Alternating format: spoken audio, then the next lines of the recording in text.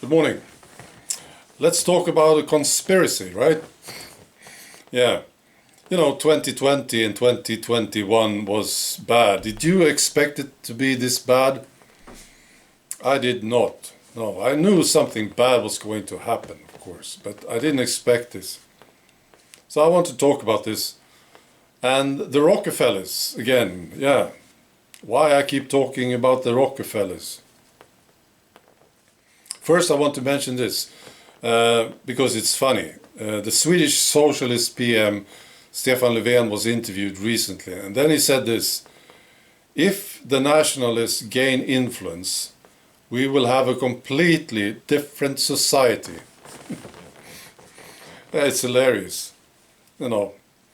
This may have worked in the past, like in the 70s. You could actually scare people with this argument.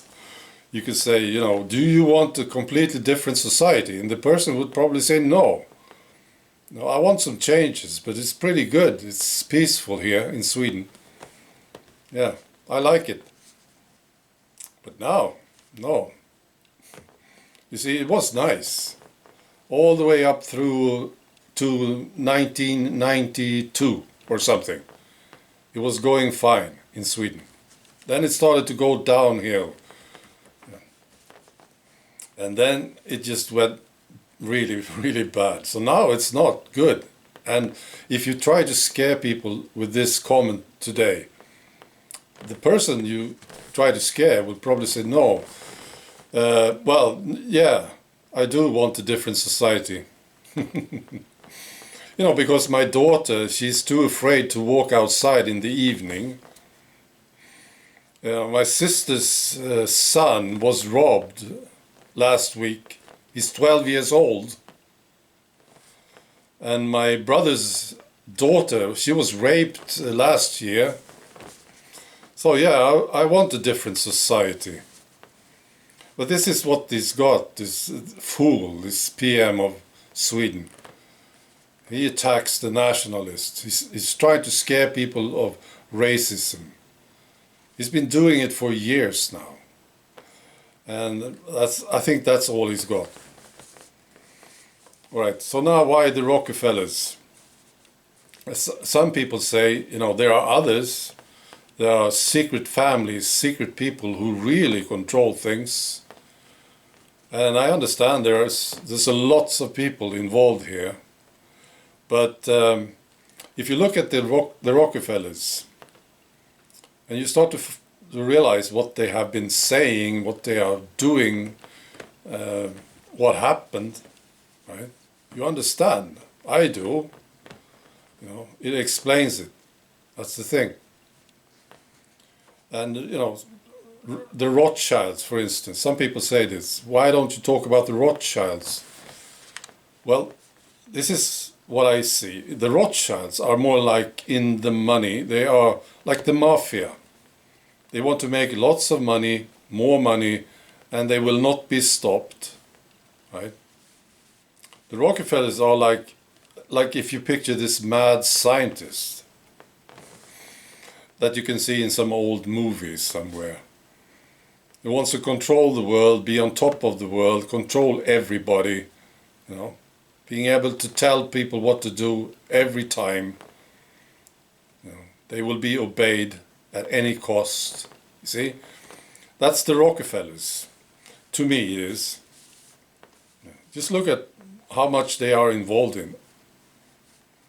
If you have a look at this, you will realize this too, I think. They are involved in everything that we don't like today. Yeah, basically. And the beautiful thing about the Rockefellers is that they don't hide it. They speak up. They say what they want. And then you can compare it, what they said, to what actually happened. Here's an example of this. In 1994, David Rockefeller, he's now dead, but he's got kids. Yeah. And he's got this foundation, Rockefeller Foundation. So David Rockefeller said in 1994 at a dinner, he said, we are on the verge of a global transformation. All we need is the right major crisis, and the nations will accept the new world order. Right. Here's another quote from him. He said, "Some even believe that we, the Rockefellers, are part of a secret cabal working against the best interest of the United States, characterizing my family and me as internationalists, conspiring with others around the world to build a more integrated global political and economic structure, one world, if you will. If that's the charge, I stand guilty, and I'm proud of it." So, I have no doubts about this. This is what they want. They say it, right? And then look at what happened. Look at what happened last year. Talking about a major crisis. Yeah. So, to me, it's like they have all their people in the right places, and now in 2020 they attacked. And it's going to get worse. You think they will slow down? No, of course not. Yeah. So this is what's happening. And this way we can predict the future. It's going to be worse. So what are we going to do about it? Well, one big problem that we are facing right now is that they will remove our leaders. Yeah. They will take them out of view. See, this already happened, didn't it? Yeah. And this will happen to hundreds, maybe thousands of people. Yeah. So we need to find out a way to stay connected. That's what I thought this morning. Yeah. Because they will increase the pressure. They will do more to silence us, silence our leaders and us. Exactly how they will do it, I don't know. But I'm sure the big problem they have right now is, of course, the people being connected via internet. Something has to happen to the internet.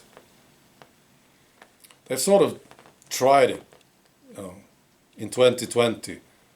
Yeah, all the censorship that went on. So there will be much more of this. I'm sure of it. So we need to be connected, stay connected. And this is already happening. That's the thing. I know that there are people who are now connecting up with each other locally. People aren't stupid. They can see the signs. And we, of course, need more and more of this, because you can't travel around the world trying to make something happen. It has to happen locally. Yeah, that's where the fight is going to be. And that's where the fight is already started. Yeah. Okay, so that's what I wanted to say. Be good.